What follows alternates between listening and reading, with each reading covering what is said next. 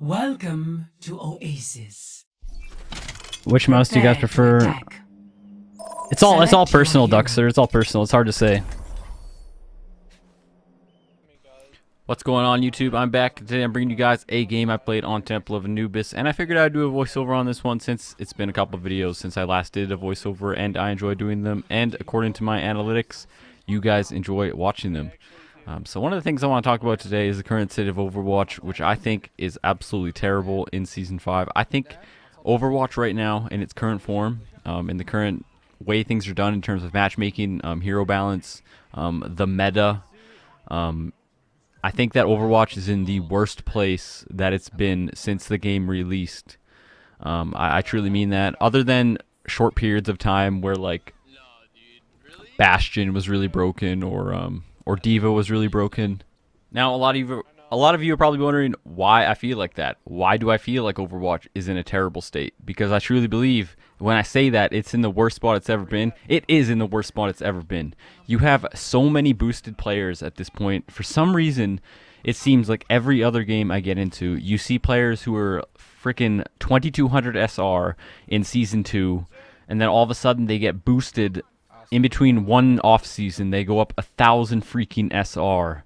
And you see players who don't deserve to be in the Grandmaster rank, and either they got there through boosting or through Blizzard just messing up the ranking system on purpose. I don't know if they did it on purpose, but in between Season 2 and in between Season 3, you saw on average everybody, and I mean everybody, got placed ridiculously high. I mean, I remember IDDQD did his placements on stream, and he was like 4,500 SR, and he went like 2 and 8 in his placements, and he ended up placing higher. He ended up placing a career high in his placements after going like 2 and 8 or 3 and 7 or something ridiculous like. Now, when I say that a player doesn't deserve to be in Grandmaster rank, I'm not saying that based on they'll never be good enough. I mean, I know that there is players who deserve to be in GM, but the amount of players that I see who have a 49% win rate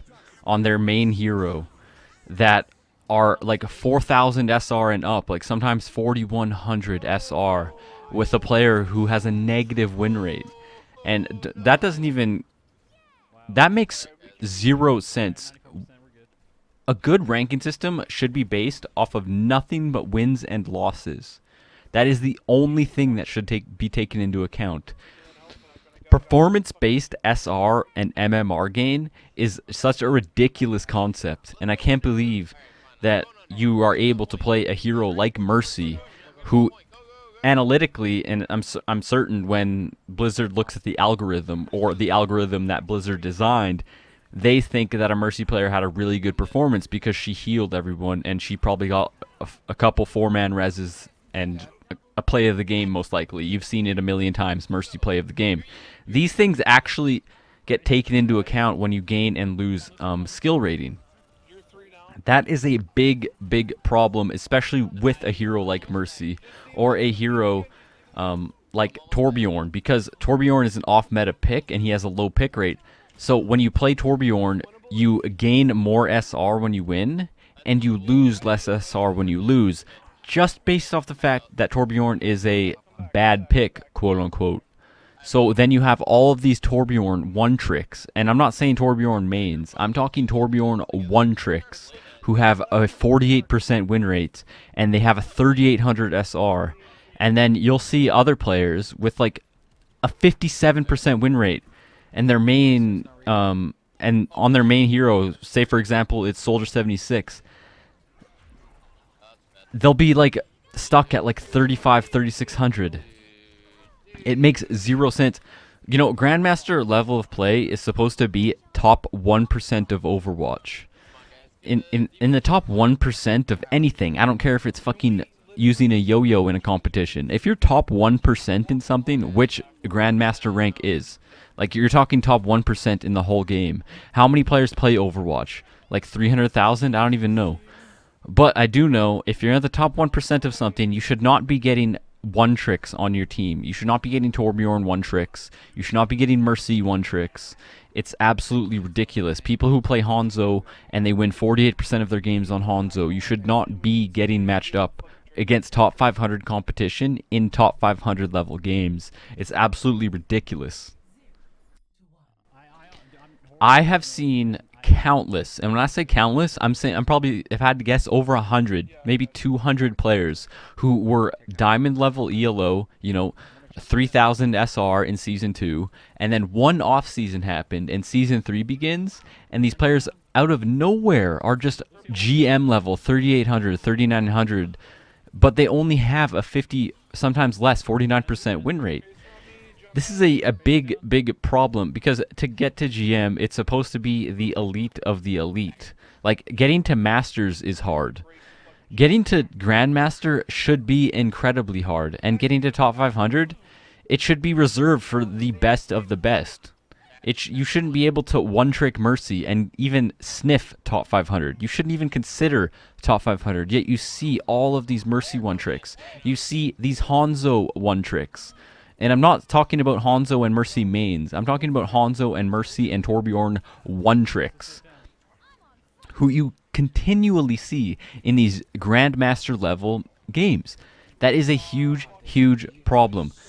If we're playing at the top 1% of players, like Overwatch Grandmaster level is, it's the top 1% of Overwatch players in all of North America, you should not be getting a Mercy one-trick on your team or a Hanzo Torbjorn one-trick on your team. It's absolutely ridiculous how that's an actual thing, and I don't know if Blizzard knows about this issue, if they plan on fixing it, and the thing that's scary to me about it is that I don't think they see it as an issue, and I don't think all those players who are too high than they're supposed to be see it as an issue, because why the hell would they? I mean, if I got placed too high, I'm not going to complain about it. Why would I complain about it, right?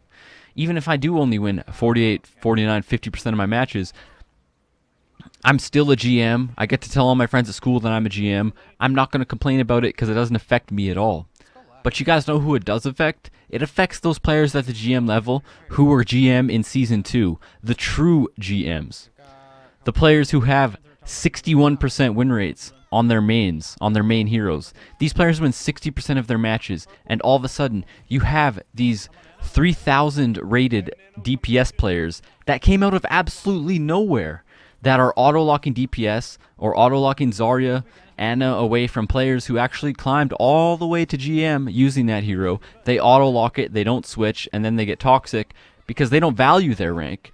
Because when you put Hanzo one-tricks and Mercy one-tricks and Torbjorn one-tricks, and you mix it all in a fucking big shit sandwich, which Overwatch is at the moment, if you beat someone over the head enough with continuous bullshit and toxic idiot retards who throw games and one-trick heroes and don't talk in team chat, here's what happens. Players get frustrated, they get pissed off, they get toxic, and then you know what happens? They stop caring.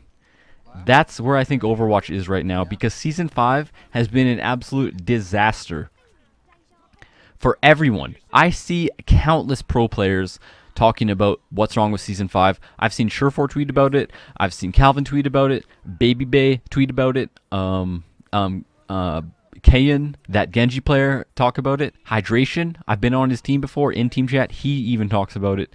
I'm telling you guys, there's a big problem in Overwatch right now in Season 5, and the game at the current state just is not fun for the high-ranked players or the low-ranked players. I think maybe the only people who are having fun in this current meta is probably Winston mains and Diva mains.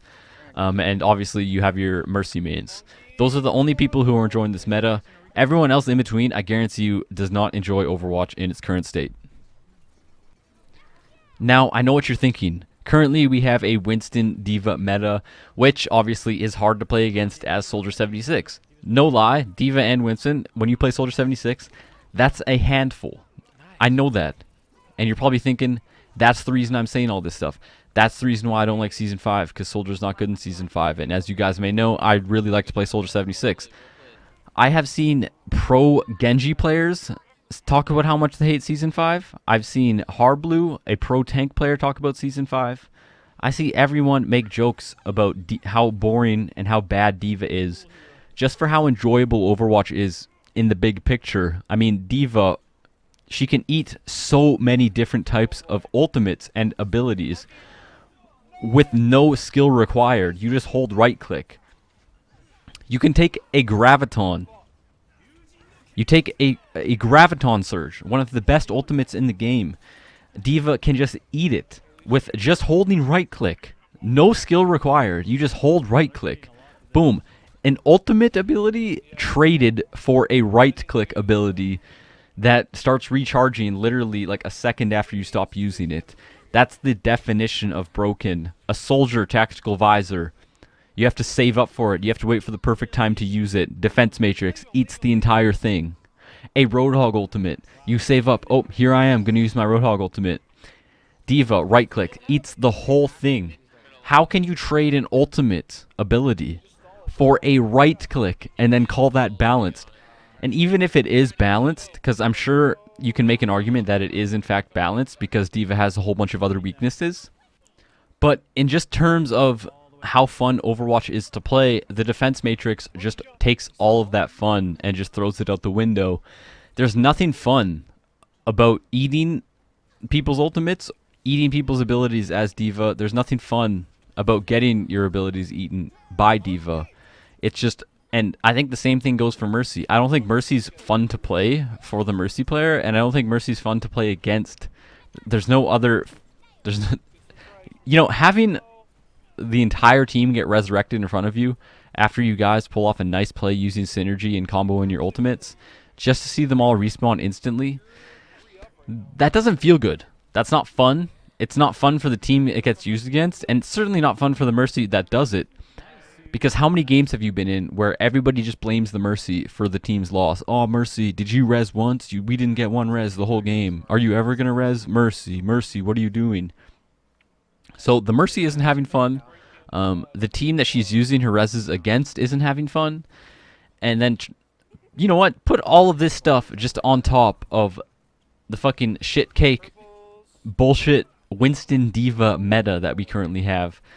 Basically takes all the skill out of Overwatch in one fell swoop. I mean, those heroes together in combination, D.Va, Winston together using synergy, they are so dominant against everything. It's just insane how dominant those two are.